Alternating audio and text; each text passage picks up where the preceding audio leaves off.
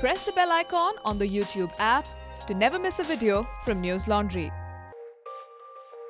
This is the iconic Central Secretariat of New Delhi, the Axis Mundi of India's democracy, home to the President of India, the PM's office, the Indian Parliament, multiple ministry offices and government buildings that serve more than 1 billion people.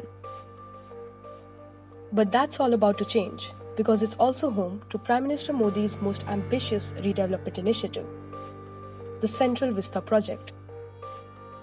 In September of 2019, the Central Public Works Department called for proposals regarding the development and redevelopment of Central Vista, which was awarded to HCP Design, a Gujarat-based firm headed by Bimal Patel, an architect famously known for his work on BJP's headquarters in Delhi, the Sabarmati Riverfront Development Project, and the Indian Institute of Management in Ahmedabad. And this is how the project, currently capped at 20,000 crores, will reshape the landscape that generations of Indians, especially Delhi locals, have grown up with. 1. The current plan calls for demolition of certain buildings.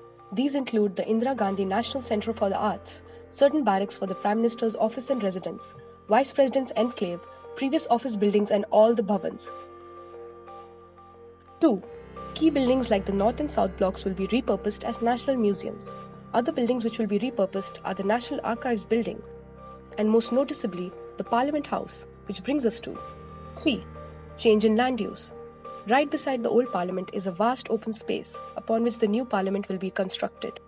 A National Biodiversity Arboretum meant to showcase India's biological diversity will be built behind the Rashtrapati Bhavan, which is expected to be open to the public.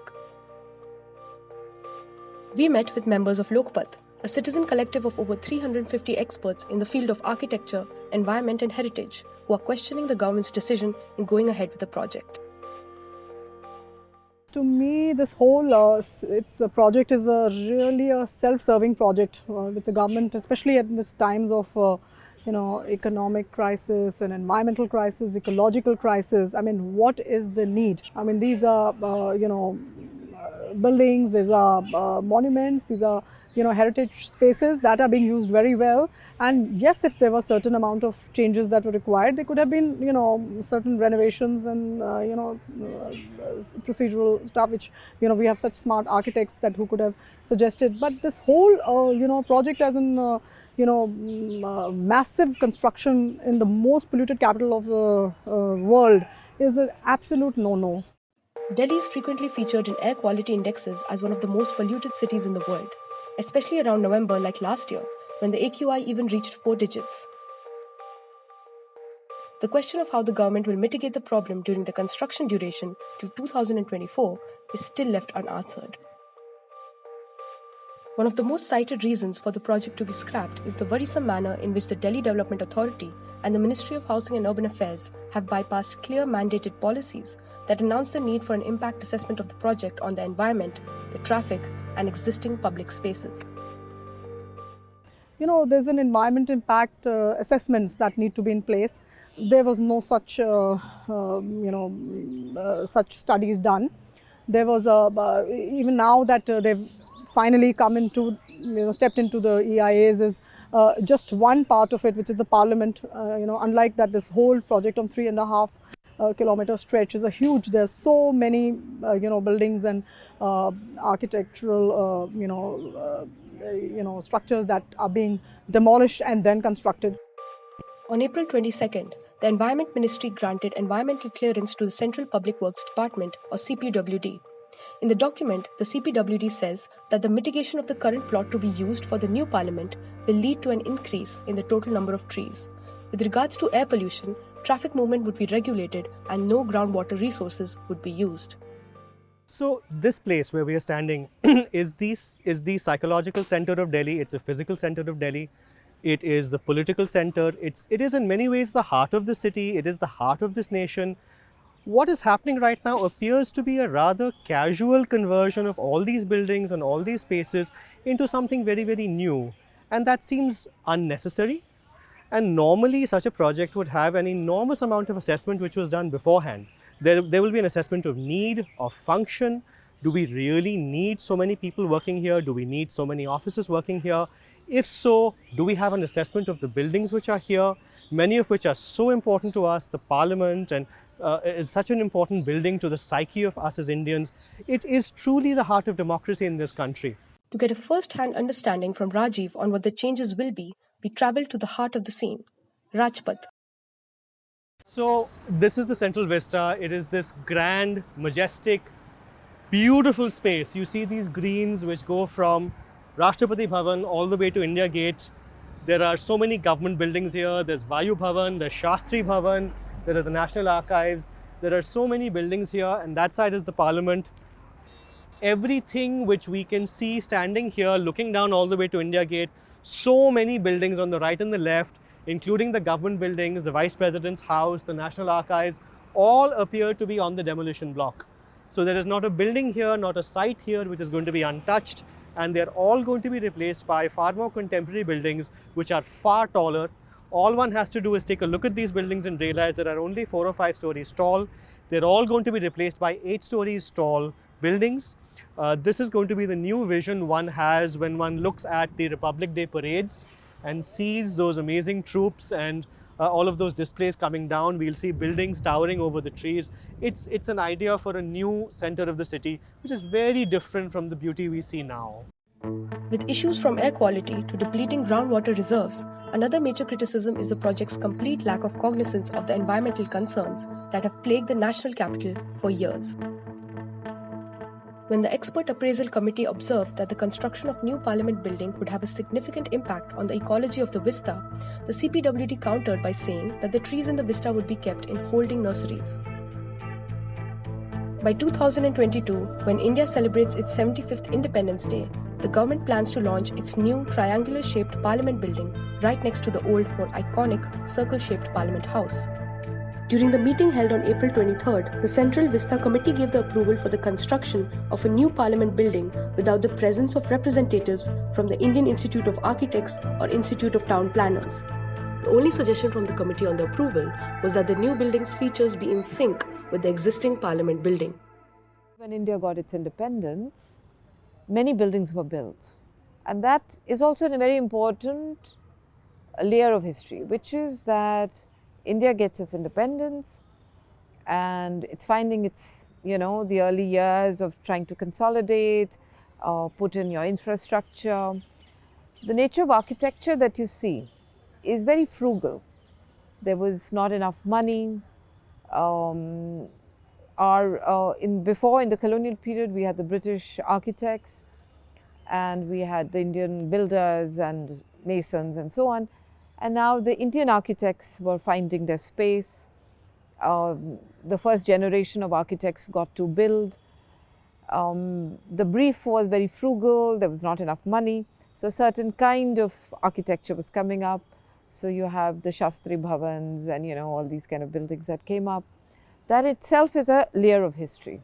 What I am missing in this whole redevelopment plan is a methodical way of evaluating based on research that what are the important layers of history and buildings and features and aspects which must be retained and integrated with any new demands.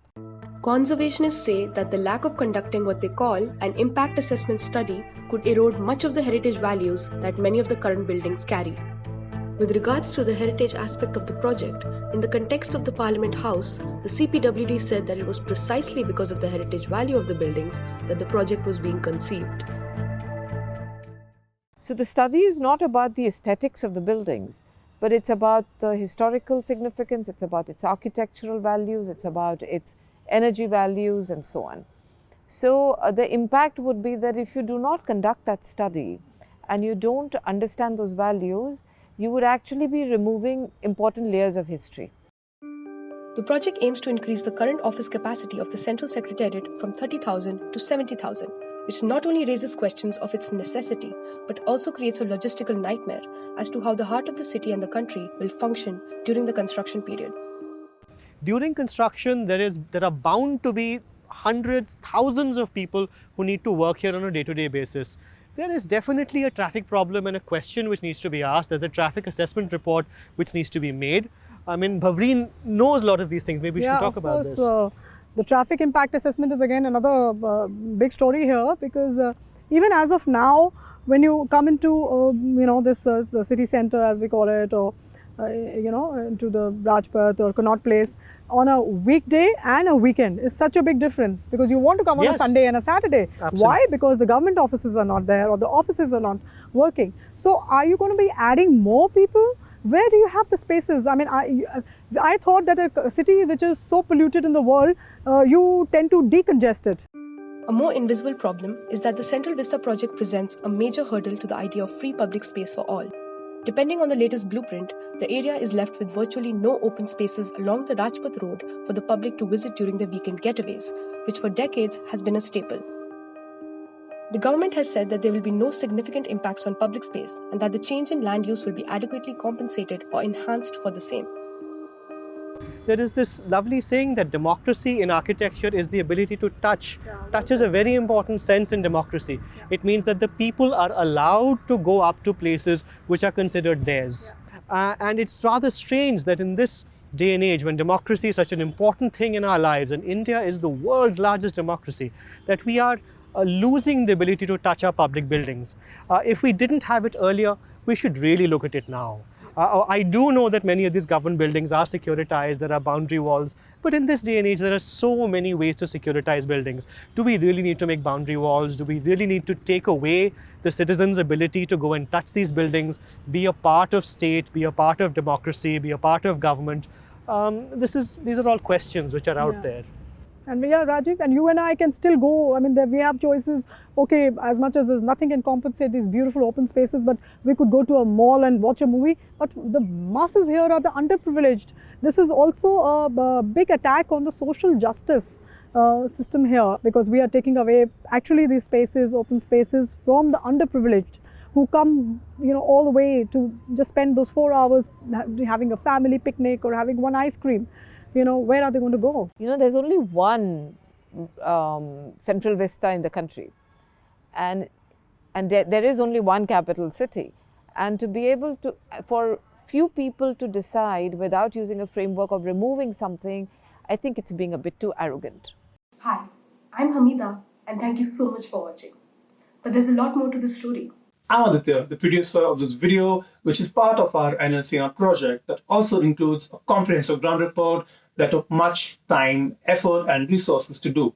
Check it out on our website. To Dheeraj Kumar, Shrikant Gupta, Sangeeta Thotagura, Vidhur Saxena, Shri Harsha R, Zamir Ansari, and more than 50 of our NL Sena members, we can't thank you enough for your contributions in making this NL Sena project possible. We really appreciate your support in keeping independent journalism alive and hope that more people realize its importance like you do. Thank you. We count on you. Because journalism that is resourced by the public serves the public. Subscribe to News Laundry And pay to keep news free.